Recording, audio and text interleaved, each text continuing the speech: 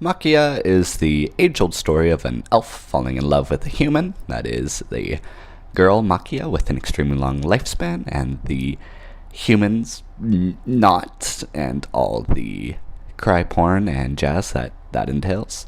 It is not necessarily a bad show, and actually it's a good show, actually.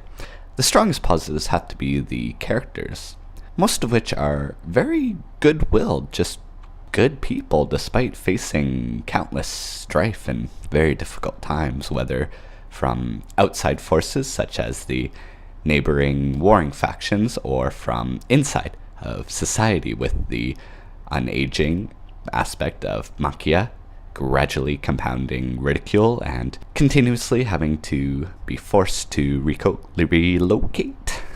The overall characterization of everyone in their placement in the world really was quite solid. The actual world itself was a little less solid, but certainly not troublesome.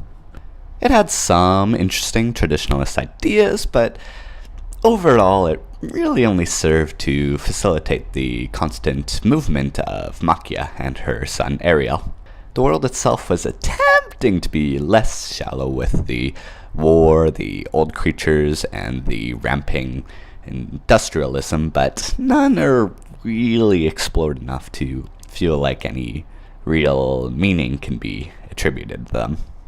From there, the story is told quite softly and never being overtly cruel to our protagonist, but still never quite ever availing her plight, which I was quite actually satisfied to experience. There's quite a few plot points and nitpicks that did end up taking me out of the experience, such as Maquia overhearing Ariel talking to Bro, or why wouldn't the half-baby of the elf people and the human have the benefits? I mean, the one half-baby that she meets in the caravan does, but the princess of the thing doesn't. Like, why not? And the most egregious one, however, we've gotten behind this one girl's entire existence.